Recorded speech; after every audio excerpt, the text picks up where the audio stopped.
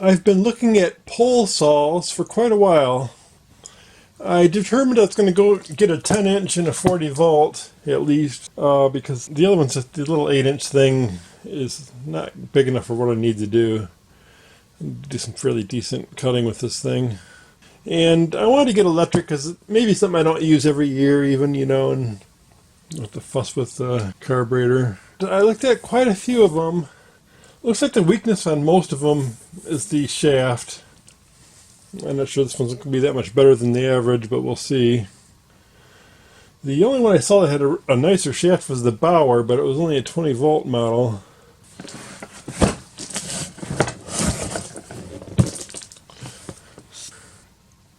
Most of these boxes open on the side. I've opened quite a few of them to look at the innards of them. And most of them had the same kind of design on the pole. Some wimpier than others. This looks a little better than a lot of them did. Ultimately, they all rely on rivets, though, and that's kind of the weakness. They get sloppy. My purpose right now is just to get this thing out of here and get it charging. And I'll demo it tomorrow. And it's pretty typical in terms of the pole. This bad boy's heavy. Give you a little scabbard here. Kind of nice.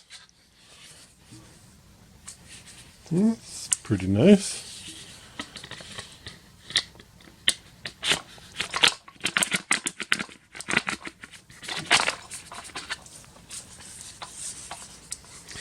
Some of these have a really tiny oil capacity. This is pretty generous compared to some.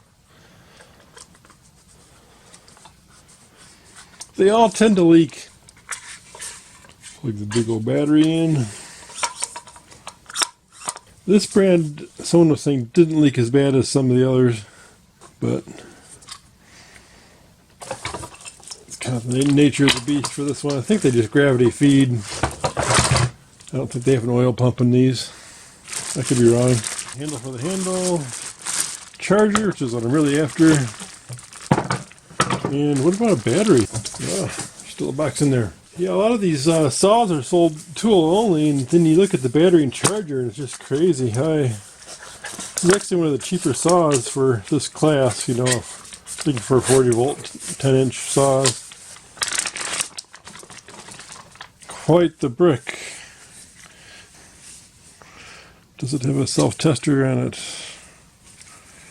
I don't see one. There we go. 2 out of 4 bars. So it's going to need charging for sure. Wow. Battery's bigger than the charger. Interesting. Okay, I'll get that going pretty soon. Get the poles real quick. The weak point in all of these is this rivet. At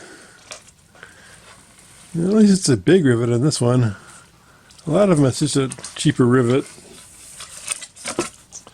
And then on this end there's this little collar here. Rivet.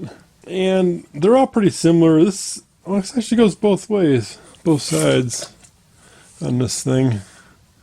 I don't know. So it seems a little better than some of them.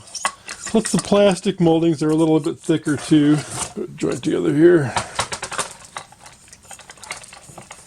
And I figure if this plastic is thick enough, hard enough, thick enough, and tight enough, mostly important.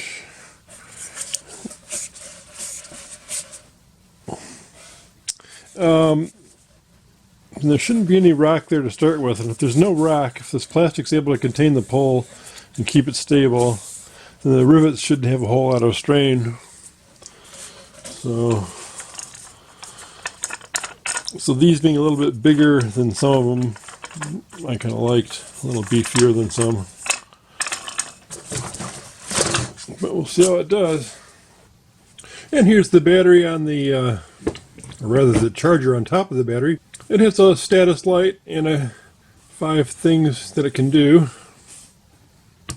But it goes completely dark after a while, after it's done charging. It just shuts off completely. And with the lights off and everything, it's drawing nothing that my kilowatt can detect. I'm going to restart it. Okay, back to a green flashing charge. And we're getting 70 watts? 7 watts. Decimal's mighty tiny. Is that a decimal or is that a piece of dirt? It's not dirt. Man, is that decimal tiny. That's why I always have trouble reading it. And now it's gone into ready status, a solid green light instead of a flashing green light. And I'm only getting a really tiny reading. Could be a piece of dirt, no? But of course, if the battery is dead and it was charging heavy, it would be pulling a lot more current. So it draws about 1/10 of a watt in standby. The LED hasn't gone out yet. Steady green saying it's ready. In a little bit, the LED will go off and then it won't detect anything. For bright LEDs. And it comes with pretty adequate manuals. Pretty thorough. Lots of warnings for the battery manual and the charger manual. You should probably read and heed. This manual's got some good practical stuff in it. Mainly the points are they want you to do the classic, undercut first, and then a second cut, so it does a little hinge. Classic chainsaw technology. And the cutting guide, you should be right against the cutting guide. The other thing they stress is this 60-degree angle. They don't want you to go over 60 degrees.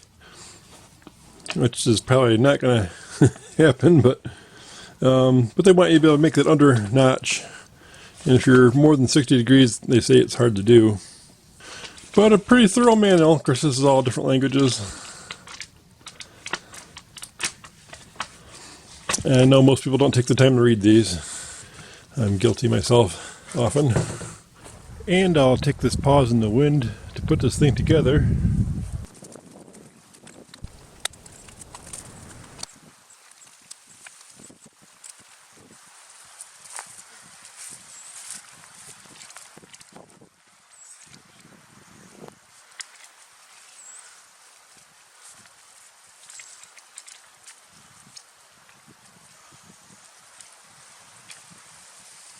Not too bad as I drag it through the dirt here, which I shouldn't have done. Now to put some oil in it.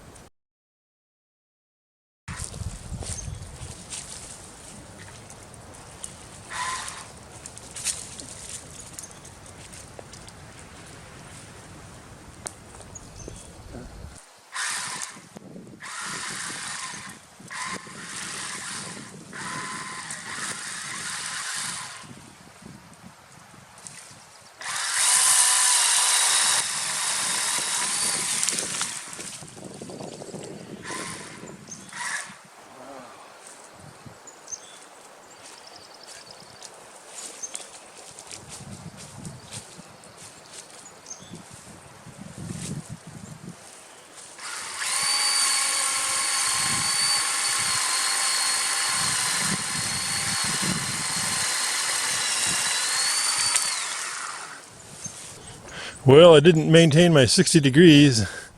That's quite a chore to handle. These branches are up pretty high. I'm going to go after that far one yet.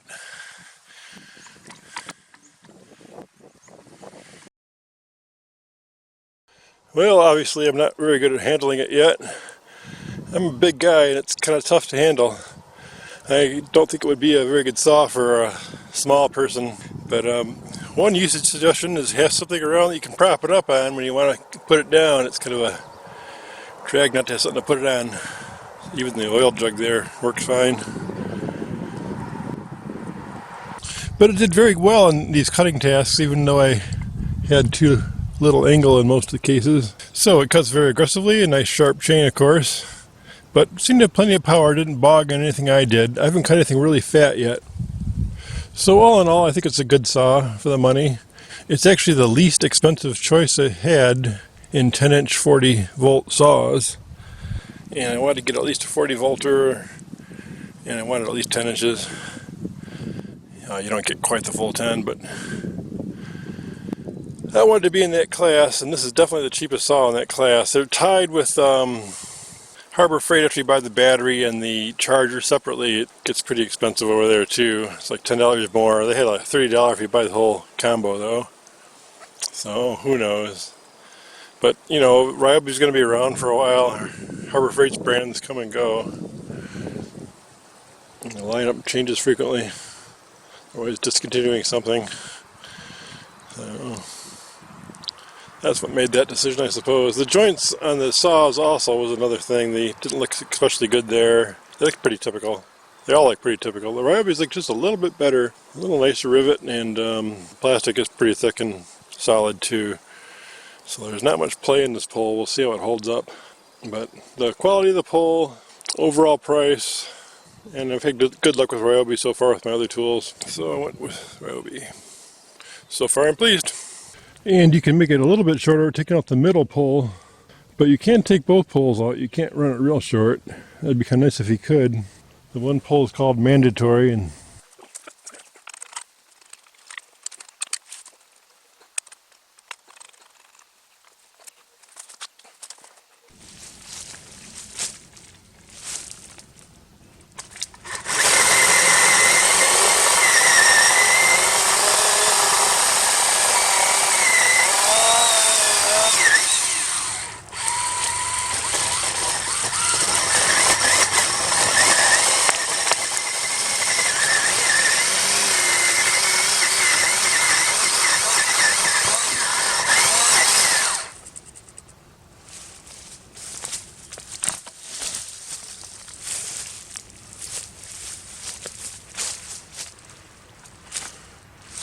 so I've been playing with this thing, walked back in the woods with it. At this length, it's really kind of handy to walk with it.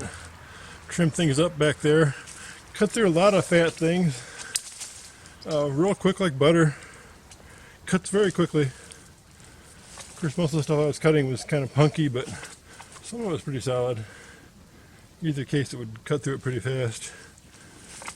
It's not dripping too much oil or anything. It hasn't dripped any, actually. I hope it's getting enough on the blade, barely. Anyway, should be a good tool